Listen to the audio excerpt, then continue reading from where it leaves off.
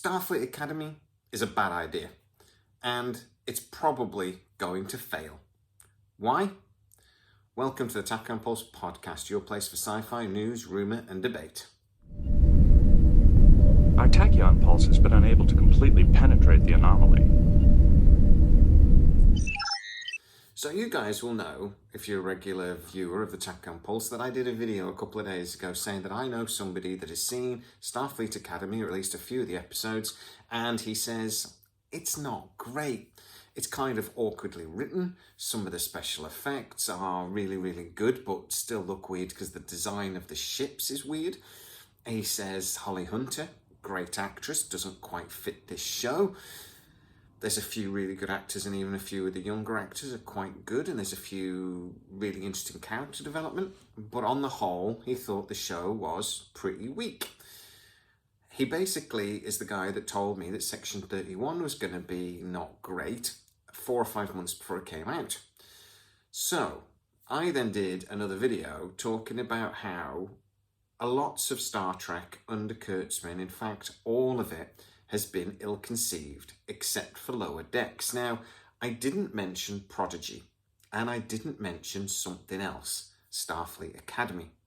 Prodigy was ill-conceived to begin with for a different reason, but it was really a bad idea because it was a cartoon aimed at children, whereas Lower Decks wasn't. Lower Decks is a cartoon really aimed at Trekkies, at TNG fans. Again, I know a lot of you don't like it. I personally loved it, and a lot of other people did as well. It's a TNG love letter with some dick jokes, but it was a TNG love letter. It was a beautiful way, I thought, to actually pitch a show at us Star Trek fans, us more mature Star Trek fans. Prodigy wasn't.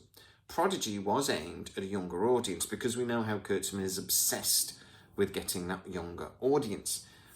But it had constant Voyager references that obviously no child really is going to get, as long as, unless their parent has forced them to sit down and watch Voyager, which all parents should, by the way. That's just good parenting.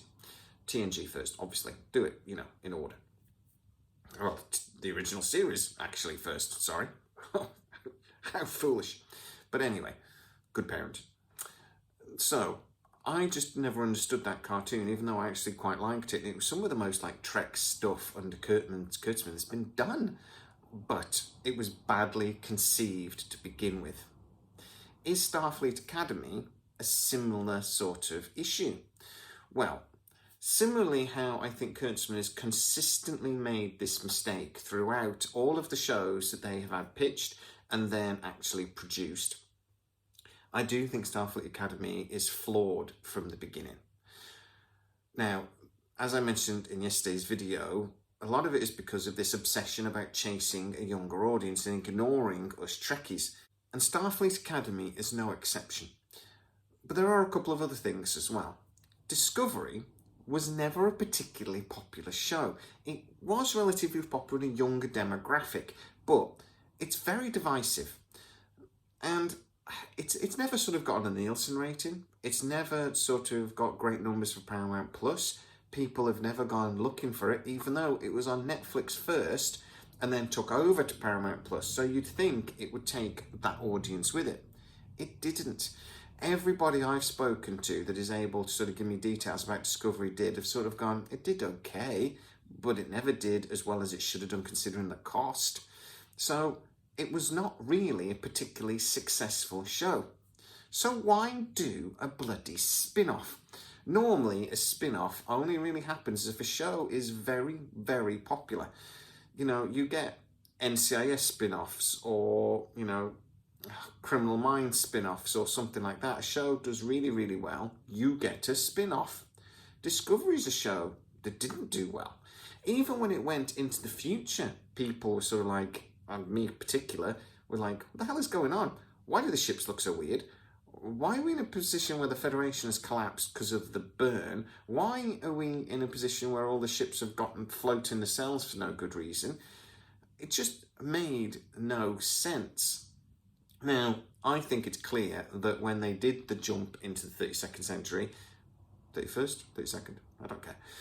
that they were thinking about Academy, and they had this collapse of the Federation so then they could do this series where it sort of comes back together again. This is going to be a lot of political stuff going on because there's different species coming back together, and there's going to be a lot of like, we have to understand each other going on, which is great for Star Trek, but it's like, yeah, okay, we had that before, and it's a bit on the nose for what's going on in politics at the moment, as I mentioned yesterday in the video. But it's the teenage angst and stuff as well, that it's going to be a bunch of kids running around, and we've said from day one, 90210, we don't want that. Again, though, this has to be laid at Kurtzman's feet. So why is it, though, that I'm saying it's ill-conceived from the beginning, from the pitch basically onwards? Star Trek fans don't want this. We don't want to see Star Trek 90210. We're also in a time period we don't want, and from what I'm being told, it's very character-driven and there's a lot of humour in it. Again, I don't think we want that in a live-action series. I think it's okay to have a bit of humour. Real life has humour. It should reflect real life. But it shouldn't be a comedy. And in places, apparently, this show is. I've told you guys a million times before, I don't mind comedy in Lower Decks because it's animated, so I don't mind. I don't want the workplace bloody thing, Friends in Space, that Tawny Newsom's planning. Don't want it. Tawny Newsom wrote on this, and I think her humour came through. I don't want it in live action, because if you do that in live action, it becomes a parody. I don't want a parody. We've got that. It's called Galaxy Quest or the Orville. We don't need it. But the fact that bloody Alex Kurtzman, who's obviously co-showrunner in this, thinks it's a good idea just shows how out of touch with Star Trek fans he actually is, because he doesn't care about Star Trek fans. He doesn't care about us Trekkies. He doesn't care about 40-year-old Star Trek fans dressing up in cosplay and going to the conventions. All he cares about is creating new Star Trek fans and doing a show that he wants to do. Now, don't get me wrong, you get a new creator in, they should try and bring a little bit of themselves into a new series. But you should always respect what came before it if you are continuing a franchise, particularly if you are continuing a franchise like Star Trek. It's a bit like what Amazon did with Lord of the Rings. It was a bad idea to begin with, and it was never going to work. Starfleet Academy is very much a similar sort of thing, that it isn't what your fan base want. And if you do something that the fan base don't want, it doesn't matter if it's good, because it's always doomed to fail. This show will again continue to cause negativity within the larger fan base, like we've seen basically for the last 8 years. And even if it's good, I think eventually it will fail. I actually think Strange New Worlds currently is failing. The last series was not good enough, and the fact that we like the actors didn't drag it through. If they continue with storylines similar to what we've seen in the past, this show will fail. And from what I'm being told, we are.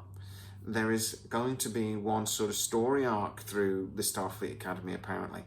There will be individual episodes, obviously, but it's going to be very much done with a formula of discovery. And that wasn't popular. One of the things they said to us about Strange New Worlds was, they're going back to Monster of the Week, we're going back to the Star Trek formula, you're gonna love it. They're apparently not doing that with Starfleet Academy. This is a problem.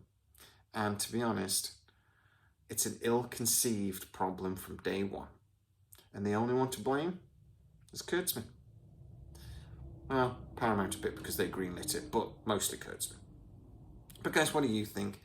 Is Starfleet Academy just a bad idea? It doesn't really matter how good it is. It's a bad idea. Get into the comments and tell me what you think. If you are new to the channel, don't forget to like, subscribe, hit that bell notification. It really helps us out and you'll never miss any of our new videos. Also, you can actually become a Patreon member and get to see completely original videos just for there, where I tell you a little bit more than I can on this open YouTube channel. There's a link in the description. As always, please stay safe, and I'll see you next time. Our tachyon pulse has been unable to completely penetrate the anomaly.